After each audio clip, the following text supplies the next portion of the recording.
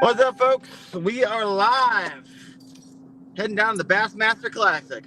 Sorry about the rough start on the other one. I don't know what was going on. I think I had my mapping in the background. It was clicking like a mother.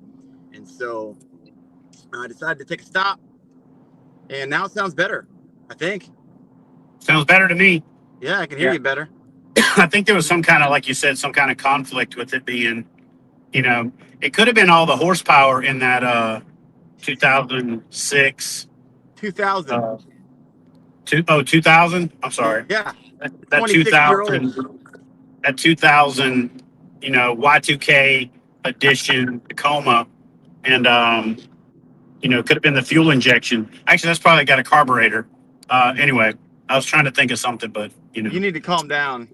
The thing is, I could barely hear you because the wind was so loud and the phone was vibrating so much because I feel everything in this truck. There's like zero suspension, but I mean, truck is kind of a, like a, like hey, a I little just bit of a filled it up for stretch. $40, man. $40.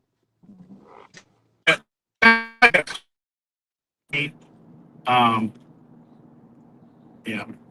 Even better, you could probably save gas money when we leave the Classic. We could probably just stick it on top of my truck and strap it down, and then we could take it off when we get them. You got a team lift thing going on. I like that. That makes sense. Does it run off of one of them little zip strips that you stick in the little wheel Yeah. and you just rip it and it gets steam? Uh-huh. Yeah. My gosh. All I need this thing to do is get me to 200,000 miles. I'm at 72 right now. So we'll see what happens. I'm at 207 on my 2019. Jeez. Drive like a mother. Yeah. And I got this truck with like 380 miles on it. So Wow. Yes. Well, wanted to pop in a little bit, just talk a little bit about the Classic. I'm a Bassmaster Classic noob, so this will be the first time I have ever been. Oh, so this will be the virgin experience. Don't say you filtered a lot on that. I know you did. Yeah. There was references to cherries involved. Oh yeah, I knew it. I was like, you better filter. You need to filter, Chad. It's like you see the spinning wheel as I was trying to think of an alternative. I've known you long enough to know when you stop for a quarter second, that means you're filtering. Chad Hoover does have a filter, folks. Yes, I do. It's not a good one, but he's got one. Yeah, I mean it works. So, he said, "Did Chad get a new truck?" No, I've got the same truck. It's and guys, just so you know, I can't see your names. I can only see the @ symbol and then the time because of the way my screen's set up. So I'll just be answering questions and stuff based on just seeing the comments. So if I don't recognize who you are, don't be offended. I just can't see it because of the way I've got Darren over here, me in the middle, and then the chat window, it truncates the name. It's okay. So, I'm not driving, so I'll be able to check it out. That was Gramps actually. You got Jason Rear and Fishing. Evening, gentlemen. What's up, my friend? Hope you're doing well. Yeah, but I'm getting that click again. Do you hear it? Yeah. What in the world? Let me try unplugging the phone. Maybe it's coming. Yeah, did you plug into something? No, not a freaking thing. How about now? Is it gone? It's gone now, yeah. You know what? I had it plugged in to my car. Just charger to keep power up. You know what it is? It's probably picking up that gerbil wheel of that little gerbil the hood. Gerbils are in there. Well, this doesn't have to be a long line. What I want to know, Chad, as someone who's never been to the Bassmaster Classic before, I mean, I've done a little research. I heard they get like 150,000. Yeah. Wow. Because ICAST is like 15,000. Yeah, you got to remember though, this is ICAST is a trade show. Right. This is a consumer show, so it's back. The gerbil's back. I have no clue what it is. It's pissing me off, whatever it is. So hopefully it goes away. I'm like not on the road. I'm not moving. Nothing's plugged in. No maps are up. It's a little irritating. Somebody commented and said that they took the Voyex on a demo the other day. Awesome new kayak for the market. I don't know who that is because I can't see the name. But whoever took the Voyex out said that they thought it was an awesome new kayak. So we'll see. I think that the name sounds like a pharmaceutical commercial or a venereal disease. So I think maybe they should work on that a little bit. I think it probably translated in a different language, but not so much in the old English English that we vernacular. use here. Yeah. That we use here in the America. But I mean, I guess I could get used to the Voya massa. It's like the Voya massa. Is it Massa, massa or massa? I don't even know.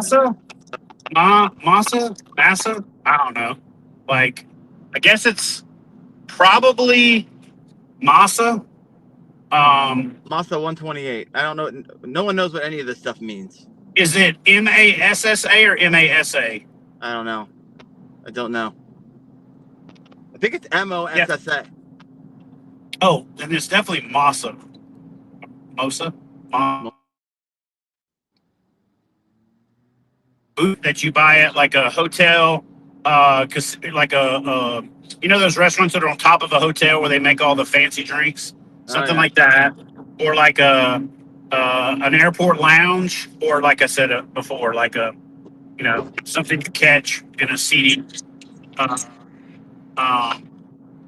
institution by paying attention to the wrong woman. So, but the boat looks like a decent layout.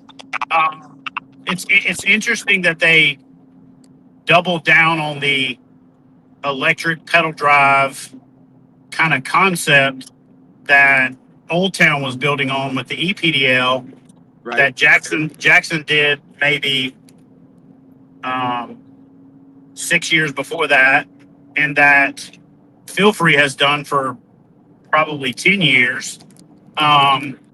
With the version that they had, I forget the exact name of it, but they had like the overdrive, I think is what they called it, concept.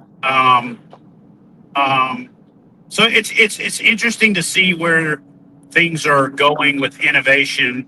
I know that a lot of people think, and I know that this is what Old Town thought, we're going to take the popularity of an e-bike and then the popularity of a pedal drive kayak and mix it together. I just personally don't know if it translates, because I don't know that. Again, I'm not saying it doesn't. Pedal drives have never really appealed to me, so I'm a little bit biased in that a pedal drive with a motor in it isn't going to appeal to me. I almost look at it like, why don't I just get a motor? Right. But I'm going to give it the benefit of the doubt. I'm going to go with an open mind tomorrow morning, go to the demo, and see how we can do it. Yeah. So if you guys don't know, Chad and I are probably going to go live tomorrow around 8:30 a.m. I know the time says 9:30. We're going to get there early. Just hit play.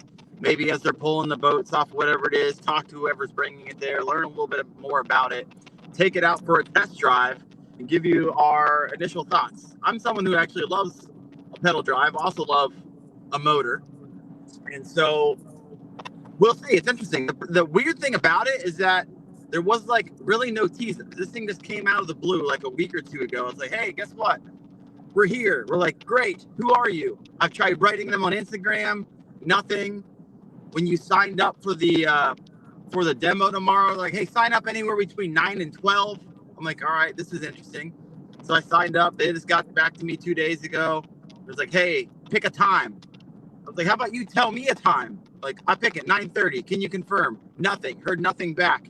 So I'm like, all right, this is how, like, I've had these experiences before. I've had the experience with FluxJet. A year ago, they reached out. They're like, hey, let's do this, let's do that. And then I write them back, and they wouldn't get back to me for weeks, and I had to follow up. I was like, guys, I don't need to be in your kayak. I thought it was interesting, and so I don't know. I'm having like knee-jerk flashbacks right now to a company who doesn't know how to respond to a freaking email, and I get real turned off real fast.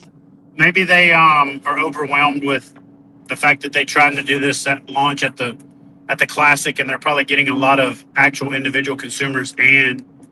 But you shouldn't reach out if you don't have the capacity to respond. So I agree. I did the same thing. I responded and said, hey, Darren Wendell booked a trip, booked a demo for both of us at 9:30. Can you confirm? And I still haven't gotten a response. Yeah. You know, I'm trying to give FluxJet the benefit of the doubt because a good buddy of mine, James Snyder from Yakabass out in California, works there. But you know, we we talked to them about doing the demo prior to ICAST. Then it turned into, well, we can't fly to Sacramento. We'll do it at ICAST, which turned into, sorry, we don't have a working model. We will talk about it after ICAST. And then, of course, I made an appointment to go to the booth and do a video. When I got there, they were doing other videos. And it was like, okay, I scheduled something. And if I schedule something and you're not ready for it, then I'm going to go do something else. And then when I come back, they were wrapped up with other influencers and stuff. So I wasn't going to elbow my way into the booth to try to force a video when I had a scheduled appointment that was missed. But I talked to James. He said he's going to be here at the Classic. So we'll go to the FluxJet booth. We'll probably do a live stream where we go in and just ask the questions that you guys have. So if you have questions about the FluxJet, then put them in the chat. And then if you got questions about the new Oya Masa, your sketchy noise is back, bro. I don't know what it is, but the if you got questions about that, then we can answer both at the demo and after, and then probably also go to the booth at the show and do kind of like a walkthrough. I'd love to be able to answer your questions for you.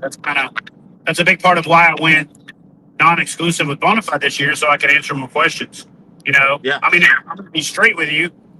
Bonafide is still my favorite kayak. I still think they make the best breadth of product from the RS 117 through all the way up to the XTR, hands down. And the most versatile lineup, the most value proposition for what you pay for.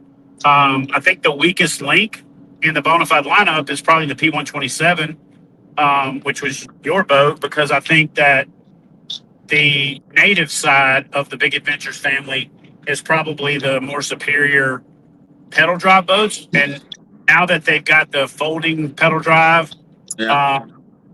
that the hammer and all that kind of stuff, I'm going to go over to Relax Retreats in Carolina King with Andrew Blair and do a walkthrough of those boats sometime at the end of this month or early next month. I'm going to be doing as much as I can to get as much experience in all the boats that are out there. Starting Wednesday of next week, after you and I finish up on Guntersville, I'm actually making a big pivot towards the inflatable side of the game. I mean, you know this, and some people know it, but I've been working on an inflatable project in the background with Sea Eagle, and I've got three of what I consider the most viable products for the type of fishing that kayak fishermen do. One of them is a canoe, and I got that canoe because my favorite, honestly, still to this day, one of my favorite, if not my favorite fishing kayaks ever, is the So I'm take their 16-foot travel canoe and do a little bit wider, more stable, more riggable, and self-bailing 13-foot 6-inch version, kind of bringing back think of the Native Ultimate and the Commander 120 and 140 merged into one boat, made inflatable, made transportable, made more cost effective, and self-bailing in a canoe form. So higher capacity, all that good stuff. But yeah, I'm excited about getting fired up on all of that stuff next week. So somebody said, I'd like thoughts on FluxJet stern light in regards to placement and limitations. I feel like it's too close to the seat, which draws a ton of bugs right to your head at night. I just called you on this. I hate making assessments based on something that I haven't seen, but I feel like I'm uniquely qualified to be one of those people that can say, I've been doing this thing long enough that I can make certain assertions based on experience. And you actually brought it up yesterday or the day before. Like, if the stern light's that low, isn't it completely blocked when the angler is facing in line? So I actually think that's a problem. I think that they're going to have to um, at least extend that up enough to where it's over the angler's head in the seating position. Otherwise, it's not a true 360 light, because if the angler, even in the seating position, blocks it, it can't qualify as a 360-degree light. So um, I'm not sure where they're at on that evaluation process. I know that there's a lot of problems that they're working through. Um, I'll be honest with you. I had a great conversation with them, I thought, in like September. And then they're like, oh, we'll hit you back at the end of the month and we'll figure out a way to get you involved. And never heard back. So I either asked questions that they didn't like. Maybe I was too forward, too direct. I don't know. But I feel like maybe their their idea was to go with some more kind of I don't want to say this the wrong way, but like more of your softball type influencers first, the ones that are just happy to be there, that'll say complimentary things without asking the tough questions. And unfortunately, I'm just not that guy, not at this stage of my career, and I'm trying to give the best possible um, feedback. So, you know, um, my biggest three concerns, if you want to call them that, of the Flux Jet is um, their capacity claims feel suspect to me. The 400 the pounds. problems, yeah, usable. That seems very optimistic for an 11-foot boat, um, even if it was like 48 inches wide. But the other thing that I would say concerns me is that things like your steering bushing not fitting after you've already supposed to have delivered boats is a little bit concerning. I mean, I get it. It's launching a new product. There's things that like sneak up on you. There's things you don't anticipate. But if you machine a bushing to specs, there's no variation in an injection molded part. There's tens of thousands of inches of tolerance in that.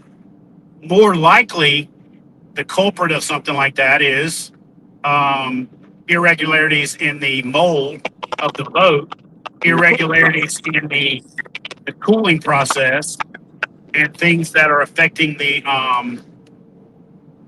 fit and finish of some of the componentry that away. So um, somebody said, Chad, are you going to be at RR with Andrew on the 28th? I'll be there until the 30th with him and Jay Valentine for the demo day and the KFD meetup. Unfortunately, the one guided trip that I already had booked for this year, which is the person who won the Hall of Fame giveaway, is on the 28th to the 1st. So unfortunately, I won't be able to make it there then. I'm either going to be there like right before that or right after that. So unfortunately, I won't be at the KFD meetup this year because I already had a conflict, and I'll try to work with Jay and those guys in the future to know what their meetups are, so that in the future I can block those dates out on my calendar. I'd love to meet up with the KFD group because I think the KFD group is a really great opportunity for KFast. That's a perfect group of people to be helping carry that flag. And I think it's a great opportunity also for some guys to monetize their marketing and promotion efforts in the kayak fishing space through our affiliate program. So I'd love to be there for that. Unfortunately, I've got a conflict for a guided trip on Gunnersville that weekend. Chad, real fast. One, you're a lot more patient, and sometimes you call me out, like, bro, you need to throttle back a little bit. But when it comes to FluxJet, my gosh, more patient than I am. But I was working with them 6 months prior to you, and I'm kind of like, I'm done. If I get one of the boats because someone has one around me, I'll do a review on it. But man, someone asked me recently, what do you think about FluxJet? It's like, I'll be completely honest with you. Somebody Here's said everything that's happened to me. And I don't like working with companies that say one thing and do another. That's the end of the story. Yeah. Well, I tell people all the time when I see like a comment on Hobie screwed me over or Bonafide screwed me over, and I'm like, there is no Bonafide, there is no Hobie. That's a brand that doesn't do anything but exist. There are people that um, that maybe don't represent a company properly. The problem with FluxJet right now is the two people that we did have interaction with are the two people that represent the brand. And so as a new company, you've got to be over delivering and over managing those relationships instead of the other way around. So where I give companies the benefit of the doubt, um, um, it's kind of hard to give it the benefit of the doubt when it is the two people running the company. And more importantly, it's like, I didn't reach out to you. You reached out to me. So if you reach out to me to ask me to do something on behalf of your company, and then I make the time to do it, and I make the time to offer up, expertise that you're not paying for, not using it is not showing respect for the fact that you took up my time to ask me for that, for my opinion. And I just sometimes I get frustrated, but I've learned how to just let it roll off like water off a duck's back, the older I've gotten. And especially with, some of the stuff I went through in the last couple of years, I just don't get wrapped around the axle about it. Like, it's your company. If you don't want to take advantage of the 30 plus years of experience I have in this space, the aeronautical engineering background, the I could keep you from stepping on some of these landmines. Like, you know what I mean? Like, cool. And I also think some people don't get roses and flowers. They don't want to talk to that person anymore. So if they want a bunch of yes men and a bunch of people to, blow smoke up their skirt, I'm just not that guy, because I'm doing you a disservice if I don't tell you what I think based on the cumulative experience that I have as both a kayak angler, a designer, an engineer, all that. Yeah. So, And you know, real quick, let me hop in here because I think it's important to say that Chad and I, and we've had this conversation, we want FluxJet to succeed. We want every company that comes into the kayak fishing space to succeed. But on the same breath, like, you guys trust us to tell you our experiences. And so that's what we're doing. We're telling you our experiences. At the end of the day, I want to see FluxJet take off. I think the idea behind it is freaking awesome. I think it'd be suitable for a lot of different kayak anglers to utilize that type of platform for the type of fishing that they do. And so don't hear us wrong here. And I'll be honest with you, man. A lot of people think that, a lot of people, and even you, when you first got into the space, equate like sponsored with biased. And so a lot of times people think because I'm sponsored that I'm biased. And, the answer to that question is, yeah, you're biased because you chose the company to be sponsored by because you love their product. So you're obviously biased. But when people make these claims that they're not biased because they're not sponsored, one, it's disingenuous, because 9 times out of 10, when somebody plays that game, they're trying to get clicks and views by shitting on a product that never would have done a sponsorship deal with them in the first place. So it's like, there's a difference between being not sponsored and can't get sponsored, right? So first and foremost, I think that stuff needs to be a little bit more transparent. The other thing is, you can't be unbiased. You're biased by your life experiences. You're biased by your preferences. You're biased by the way that you fish, the things that you like. So to even play the game of using the term unbiased is kind of crap. You could say that you're not paid to say things you don't believe. Cool. But you can be paid and not say things you don't believe. You and I had this discussion when we talked about the disparagement clause in contracts. Like, I don't do contracts with disparagement clauses in it. Because if I feel like there's something wrong, and I think a consumer is going to feel the same way, I feel like it's my duty to say something. I'll give you an example. I've called out Bonafide repeatedly for putting the bolt heads in on the seat instead of out on the seat. If you put them out on the seat and you're a bigger dude, that nut doesn't stick you in the back, and it doesn't. There's no reason it can't be the other way, but for whatever reason, they keep doing it. Some of the other things that are on the boats that I don't like, I call it out. I say, hey, here's one of the first things you're going to need to change or you're going to need to address when you get this boat. That's not disparaging. That's letting a consumer know, hey, before you get out there on your boat and you're halfway through the day and this like nut that's sticking inside the seat is rubbed a damn raw spot, just flip that stuff before you go fishing. Now, the consumer's aware. The consumer can make the change, or they can choose not to buy it if they don't want to spend 10 minutes flipping the bolt over. So to me, I'm a firm believer in being an advocate for the consumer. And so it's as much that I don't want a company to come in the space and fail as I don't want customer dissatisfaction in kayak fishing. And in as much as I say that, I don't want people making claims that I think are not just unfounded, but like they're impractical or unachievable, right? Like I'll give you an example. I don't think that FluxJet can achieve 6 miles per hour at the kilowatt rating that they say that their motor's rated at from a range up to 5,000 kilowatts. So it feels like to me to get that motor to 5,000 kilowatt, you'd have to have such an excessive battery weight that you've almost rendered the boat unusable. So then it's kind of disingenuous to say that the boat can do up to 6 miles per hour because you don't have the weight capacity or the power to do it.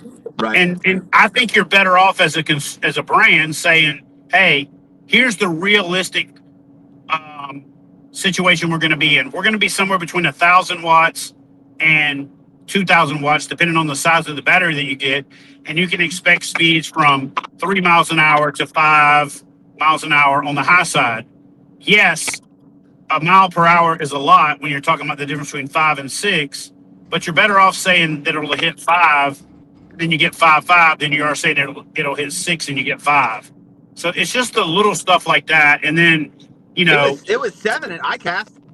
And then, yeah, it must be coming down. But their website, I think, has always said 6. But I just don't think that's achievable with the rating of the motor based on how much power it would take to get it there. I could be wrong, and I hope I am wrong. I hope everything they say they're able to pull off. But we're now like in March. We're going to the second show that the boat's being shown at. It won Best of Show at ICAST. No dealers have boats. So I'm 35 days fishing this year already, right? If I'm a consumer who, you know, bought into the idea of this new concept and the days are getting longer, the weather's getting warmer, and I'm starting to miss fishing, it's going to create a customer dissatisfaction scenario that's not good for anybody in the sport. So I just wish companies would be more, you know, and again, I work with brands that I say the same thing to, and I've said the same thing about. Like, for example, Yak Attack. I literally was there last week, and I was in the CEO's office for 3 days. And I'm like, look, man, we either got to do R&D out loud and say, we're going to work on this until we get it right. And once we get it right, we can announce a launch date, or we got to stop saying when the launch date is if we can't achieve it. Like we've been saying, we're coming out with a pole for forward-facing sonar for three years. You know, we're coming up on the third ICAST that we haven't delivered that pole. Let's stop saying it. I have the anchor reel on my boat now, and I just did the final stages testing for it, and it's ready to go for that drop shot anchor reel. But we talked about it for 2 years before we did it, you know? So either we need to change the language and manage expectations or stop making promises because I've been guilty of it myself with KBF and with everything that I've done. So you're way better off under promising and over delivering instead of over promising and under delivering. And I think that FluxJet right now is skirting that that line of over promising and under delivering, and it's going to lead to potentially having a lot of customer dissatisfaction and a lot of negative publicity. Which, if they would have just said, "Hey, we're going to release summer of 2026," and then they release in the spring, they would have been better off. You know, I think that. I hear you. All right, let's switch gears real quick. Got another question for you. If you have not yet done so, we got 45 live right now. Appreciate it. Go hit that like button if you could. We'll keep this thing going until after when it's all said and done. But Chad, let's go back to the Bassmaster Classic. For someone who's never been there before, for someone who's not going, what is it that if you could paint a picture for what the Classic is, walk me through it. Well, the Bassmaster Classic is the ultimate fishing expo for bass enthusiasts. It's a proving ground for new brands and an opportunity to get in front of large consumers. It's one of the only trade shows, consumer shows that I know of where you're almost assured breaking even or making money by going to the show just because of the sheer volume of foot traffic. Whereas with a lot of other shows, you kind of got to think of it as, yeah, we'll sell some stuff, but we're doing it as an opportunity to sell some stuff and a branding and exposure play. The Bassmaster Classic's both. You're going to get branding, you're going to get exposure. To a lot of people, and you'll start to see this when we walk around together, it's also like it's a family reunion to a certain extent. It's a unique experience in that you've got business happening with brands doing marketing releases and product releases and things like that. But you've also got the consumers there that are not just seeing the new product, but they can also purchase. So like several of the bigger retailers will have like a ridiculous retail footprint. There'll be lines. There'll be people with big ass bags. They'll have limits on what you can buy because the deals are so good. And it's like an expo meets a flea market meets a family reunion meets one of the biggest sporting events in outdoors, the Bassmaster Classic. So the backdrop of the whole thing is the fact that the World Championship, the Super Bowl of bass fishing, is going on at the same time. But I almost think that the expo itself has become the draw that overshadows the fact that the Classic is even going on.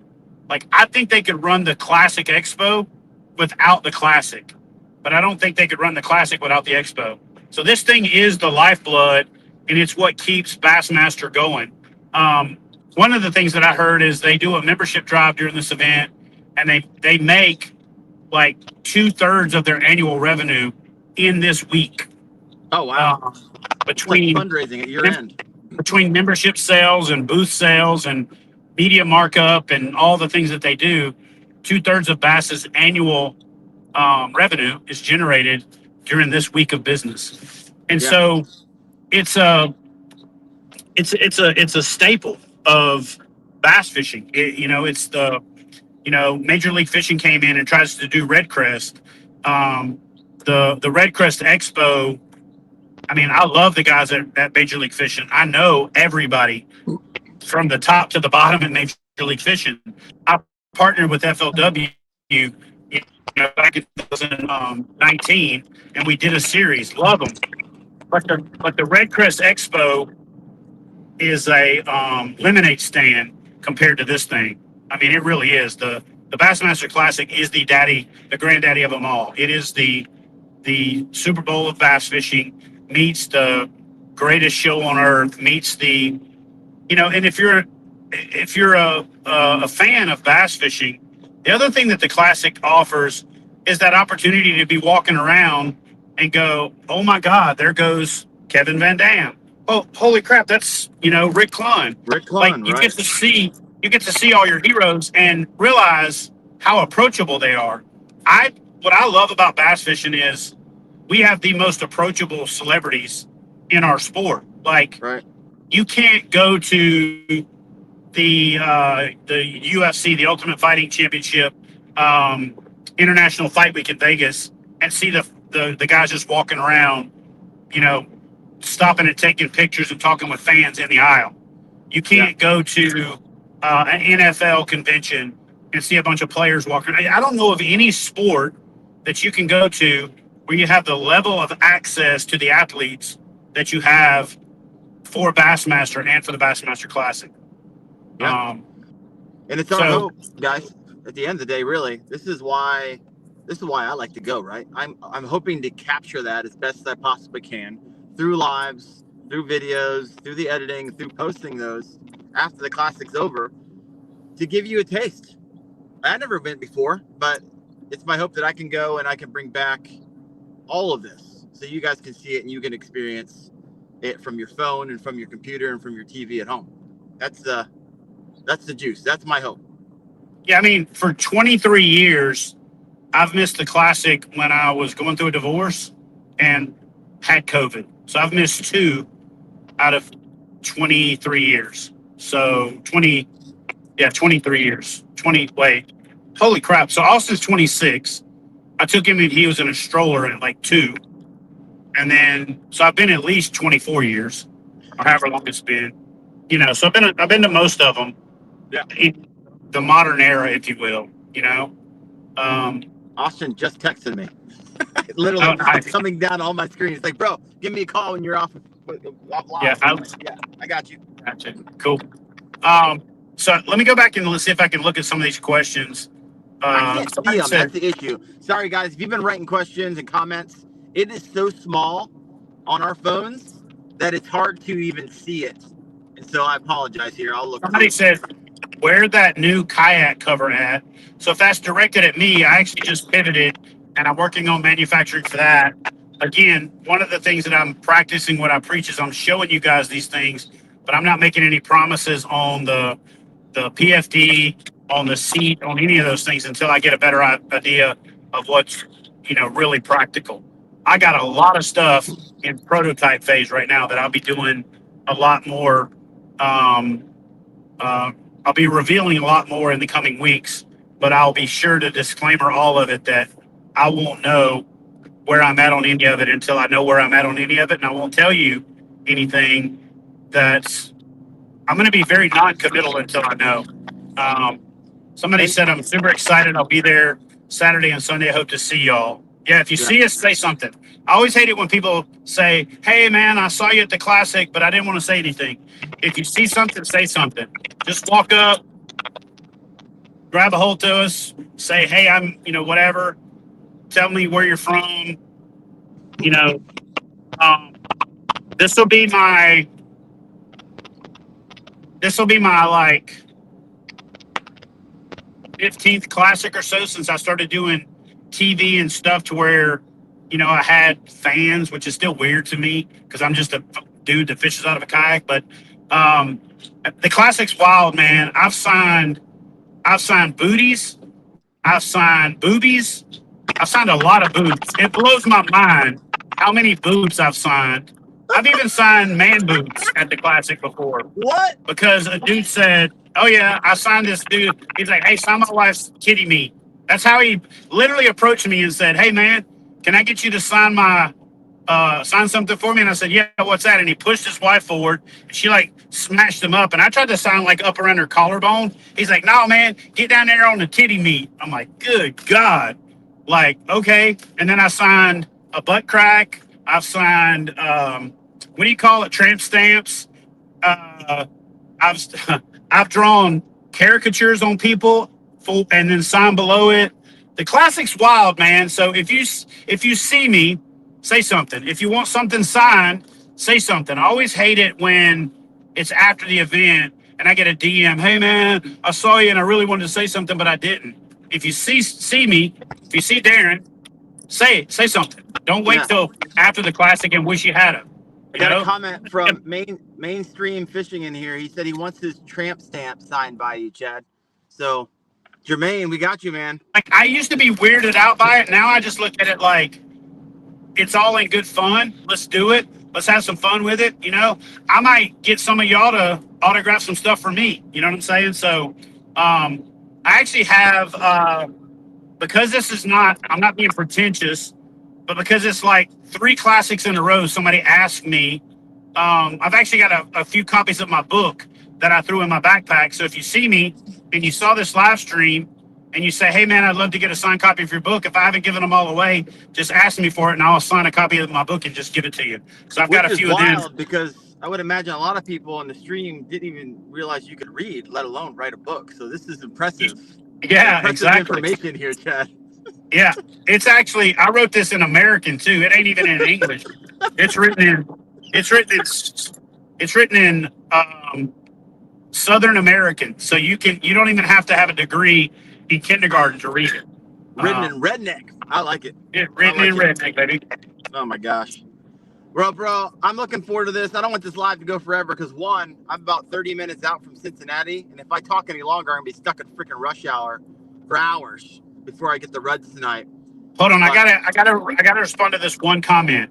Yeah, this person said, "Thanks for explaining. I wasn't quite sure what my husband was actually doing this weekend. So since you brought that up, I do got to explain the other part of the classic. There's lots of like people who group up and hit like strip clubs and brothels, and they go to like hotels and have these big after parties and things like that. So make sure that you got Life 360 on so you can track your husband the whole time, because actually I'm just kidding. Oh my gosh, bro. It's like the Super Bowl. That literally happens at the Super Bowl. So I was like, all right, 150,000 people. Crap's happening. None of that happens at the Classic, because the thing about it is, at ICAST, some of that happens because it's kind of a safe environment because there's not as many of the public there, but you can go to like little private meetings and stuff. At the Classic, everybody's kind of on their best behavior. But the cool thing is, if you look up the Knoxville Convention Center and you go on Friday night and Saturday night to the Waffle House that is southwest of the Knoxville Convention Center, you will see Matt Robertson, Gerald Swindell. You're going to see some of the pros at the Waffle House because it's the only place that's open. And I promise you, if they don't make the cut, they're going to go out and party, and they're going to be at that Waffle House. Just look up the Waffle Houses. There's one that's south and west of the convention center, about 2.5 miles. You'll run into a party at the Waffle House Classic weekend, guaranteed. But it's cool. It's like laid back. We're sitting in there 2 years ago, and Matt Robertson, the Onum guy, comes walking in with a damn fur coat on and a Kid Rock top hat. And you're like, what the hell? And then, there's probably a half a dozen other pros in there by the time we left. So the cool thing about the Classic is you're going to run into celebrity fishermen. You're going to run into influencers. You're going to run into people at Walmart, at Waffle House, in the convention center, at your hotel lobby. It's just a crazy, like, bass fishing taking over a town. And then on top of that, Knoxville is a cool-ass town. It just is. It's UT. It's the university famous for partying. They're so famous for partying. They're famous for, like, butt chugging beer because they want to get drunk faster than they can by drinking it. So Knoxville is a party town. It's a cool town, and it's also like centrally located in lots of redneck America, southern, Appalachia, and kind of like the Ohio River Valley. So a lot of people. I tell everybody that, like, rednecks come to the Bassmaster Classic like Muslims to Mecca. Yep. So it's fun. I've gone where I loved it and I had that new car feel, to dreaded going because I had to work too many booths, to now being independent and free and really enjoying it again. So I'm going to do the best I can to have the best time that I can. I'm planning on being there all day on Friday, tomorrow, most of the day on Saturday. That'll depend on kind of how much stuff we get done. And then probably not going to be there Sunday because we're going to get the hell up out of there and go fishing. So if y'all are there, if you see us, say something. So So real quick, so here's the rundown, everybody. So tonight, Chad and I are driving in. Chad's got some things. We're going to be heading over to Rudd's house. I think Fluke Master's staying there tonight, so we hang out. We got that Masa live, that Voya X live at 8:30 in the morning. So if you're heading into work, check that out. 128. And then we're heading over to the Classic. We'll be there all day. Like Chad said, we'll be there Saturday morning. And then Alex is going to be joining me and you. We're going to be heading over to Gunnersville. We're going to put the hurting on them. Might be doing some night fishing. We'll be going live again. But one last thing, Chad, if you guys are listening to this, top right-hand corner, you're going to see a logo. I know we talk about KFast from time to time, but at the end of the day, we want you guys to be safe out there in the water. If you have not yet taken the course, for less than the price of a Vision 110, you can be more safe out there in the water. We even have a thing, if you have a buddy who's out there that likes to risk it for the biscuit, you can send. We've had a lot of people buy them for their buddies and for their friends. And just to let you know, that's the basic course. Chad and I have already scoped out 13 lessons. I've already written 4 of them. And we're not going to overpromise. We're shooting for June 1st, but it's the middle of freaking fishing season, right? June 1st. We're going to have it. It's going to happen. I've heard this before, Chad. I heard it. I believe it. We have the time. We're on track right now. But if you haven't taken that course, head over to kfast.co, not com. kfast.co. Take those trainings. Help get the word out. We'd really appreciate that. Want to make this accessible to everyone. We want to make it affordable for everyone. That's why it's $25, right? Pretty simple. So we'd love to have your support on that. Chad, anything else before we wrap this up? No, man. Like I said, y'all do us a favor. Please help support all the promotional and content efforts we do by making yourself safer, making the sport safer, and you get more out of it than you put in it with the benefits that we offer. Yeah, man. Just come to the Classic. If you're on the fence and you were thinking about going, I mean, Darren's going to be wearing booty shorts and a fishnet top with a Uncle Sam Coming to America hat from Rocky 3. So like that'll be worth the price of admission right there. When you lose a bet, you got to own up to it. So. I mean, yeah. So if you see something, if you see us, say something. You know, please. That's love to meet you. One of the reasons we're coming in, not to shoot content, but we'd love to meet you. I really would. I love when people come out and be like, "Hey, man, I just did this. I was at an event in Bardstown, and I was like, crap, there's the tactical bassing guys. I was like, there's only like 5 people around. I go say hi to them. So went over, said hi to them. The coolest dudes ever. So Matt Allen, Tim Little, had a great conversation. Don't miss that opportunity to go. If it's us, if it's somebody else, that's why they're there. I'm sure they would love to talk with you. They wouldn't be there if they wouldn't. So appreciate y'all for chiming in. I got to get on the road. I know Chad does too. Got to get through Cincinnati, but stay safe out there. All you guys that are driving in as well. Y'all have a good one. All right. See you guys. See you at the Classic.